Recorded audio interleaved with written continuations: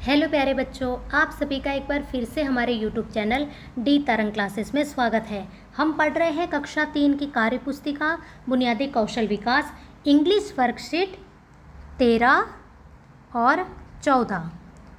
ठीक है प्यारे बच्चों, चलिए नंबर 1 देखिए। वर्कशीट नंबर 13 है ना। और question 1, fill in the blanks using he, she, it. प्यारे बच्चों, यह खाली जगह में अपने को क्या भरना है? ही, शी, इट। एक बार बात करते हैं ही किसके लिए आता है? लड़का या आदमी, है ना, इनके लिए ही आता है। शी आता है लड़की या महिला। कोई महिला हो या लड़की हो या बच्ची हो, इन सब के लिए शी आता है। ही आता है लड़का हो या आदमी हो, है ना, कोई मैन हो, बॉय हो, उनके लिए ही आता है। और इट बच्चों प्रयोग होता है वस्तुओं के लिए। जितनी भी वस्तुएं हैं उन सब के आगे आता है इट, है ना। अब चलिए नंबर 1 देखिए। इज़ अ गर्ल, देखो गर्ल है लड़की, तो मैंने भी बोला लड़की के लिए आता है प्यारे बच्चों शी इज़ अ गर्ल, है ना। नंबर 2 देखिए। इज़ अ बॉय, बॉय की हमने बात करी, देखो लड़के, और लड़के के लिए आता है ही, तो ही इज़ अ बॉय। नंबर 3 देखिए। इज़ अ वाटर बोतल, मैंने भी बोला वस्तुओं के लिए क्या आता है? इट आता है ना, तो यहाँ आएगा इट इज़ अ वाटर बोतल, है ना। नंबर 4 देखिए। इज़ प्लेइंग फुटबॉल, देखो आपको क्या दिख रहा है यहाँ पे? आदमी दिख रहा है, मैन दिख रहा है ना। तो मैंने बोला था आदमी या लड़का हो तो क्या आएगा? ही आएगा। He is playing football. तो क्या सेंटेंसेस बने बच्चों? She is a girl, he is a boy, it is a water बोतल, he is a playing football. यहाँ देखिए नंबर 5, इज़ अ पेन, और मैंने बोला वस्तुओं के लिए प्यारे बच्चों आता है इट, तो इट इज़ अ पेन। अब देखिए फ्लावर पॉट है, मैंने बोला वस्तुओं के लिए इट आएगा, तो it is a flower pot. यहाँ देखिए आदमी दिख रहा है आपको, मैंने बोला था लड़का हो या आदमी हो तो हम लिखते हैं he is a going to office. Number 8 देखिए, आपको लड़की दिख रही है और लड़की के लिए आता है शी सेल्स फ्रूट्स। तो सेंटेंसेस क्या बने? It is a pen, it is a flower pot, he is going to office, she sells fruits. यहाँ देखिए वर्कशीट 14 नंबर है ना। 1 नंबर देखिए। Fill in the blanks with correct articles. प्यारे बच्चों यहाँ बात हो रही है आर्टिकल्स की। ए एन द, मोटे तौर पे मैं आपको समझा देती हूँ प्यारे बच्चों। ए आता है अगर शब्द कॉन्सोनेंट से चालू हो। पहले बात कर लेते हैं एन की। वोवेल ए, ई, आई, ओ। अब यहाँ ध्यान से सुनना प्यारे बच्चों। ए, ई, आई, ओ, इनके उच्चारण यानी अपन बोलते हैं इनकी ध्वनि अगर निकले तो वहाँ हम लिखेंगे एन। यहाँ यू का प्यारे बच्चों कोई रोल नहीं है, क्योंकि यू से भले शब्द, जैसे ये देखो अम्ब्रेला, ये शुरू तो यू से हो रहा है, लेकिन हम इसको यूम्ब्रेला थोड़ी बोलते हैं क्या, हम इसे बोलते हैं अम्ब्रेला। तो साउंड क्या आ रहा है? ए आ रहा है। तो हम बात करेंगे ए, ई, आई, ओ, इससे उच्चारण होता हो, यानी इससे शुरू होता हो, इसकी ध्वनि जिस शब्द में हमें सुनाई देगी उसमें हम लिखेंगे एन, है ना। और उसके अलावा जितने भी बाकी जो अल्फ़ाबेट लेटर रह गए वो सारे आपको पता है कॉन्सोनेंट होते हैं, और उन सभी कॉन्सोनेंट में हम लिखेंगे ए, लेकिन संज्ञा क्या हो? सिंगुलर हो, एक वचन होनी चाहिए, है ना, एक वचन होनी चाहिए। बहुवचन के आगे आर्टिकल नहीं लगता है, एक वचन के आगे ही आर्टिकल लगता है प्यारे बच्चों, है ना।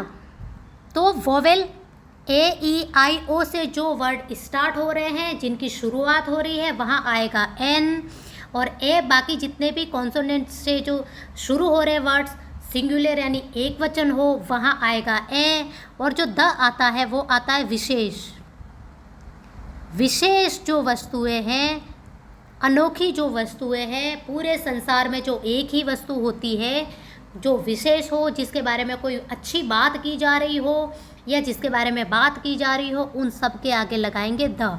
अभी हम आगे जो सेंटेंसेस, जो वाक्य लिखे हैं उनको पढ़ेंगे, समझेंगे, तब आपको ये चीज़ें और अच्छे से समझ में आएगी। और आगे जब आप आर्टिकल पढ़ेंगे तब और भी आपको अच्छे से डिटेल में ये चीज़ें मैं समझाने वाली हूँ, ठीक है।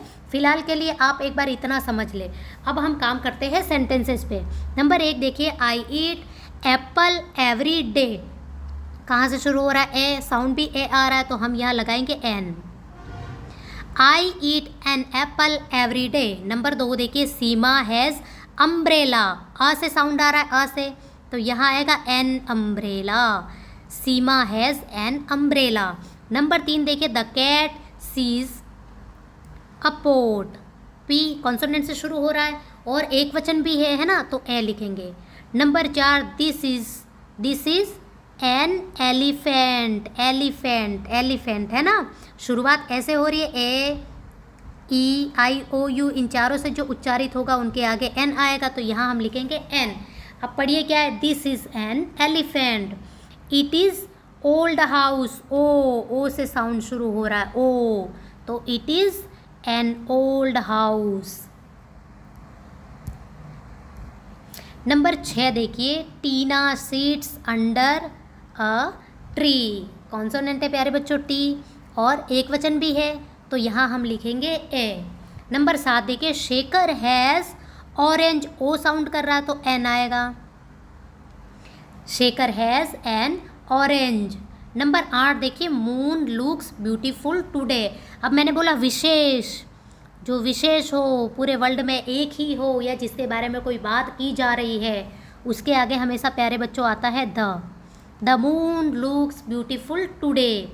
नंबर 9 देखिए, Lucy is a cat. C consonant है, कैट एक वचन है, तो ए आएगा, Lucy is a cat. Number 10 देखिए, शी इज़, डी से शुरू हो रहा है, शी इज़ अ डॉक्टर।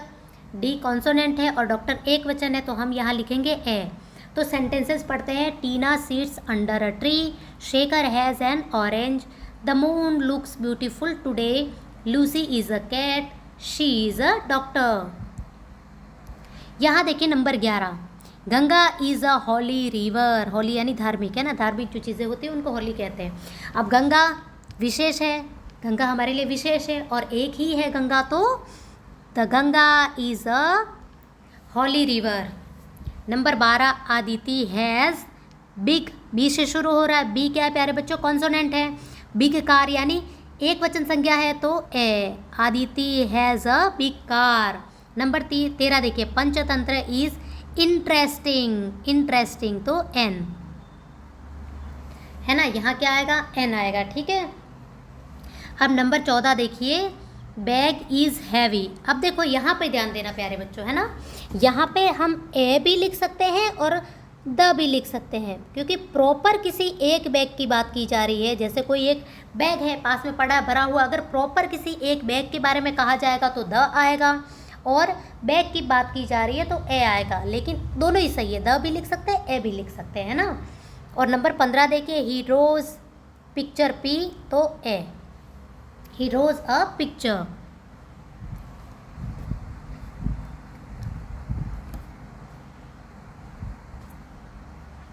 तो हमने प्यारे बच्चों क्या पढ़ा है आज? ए पढ़ा है, ए एन द,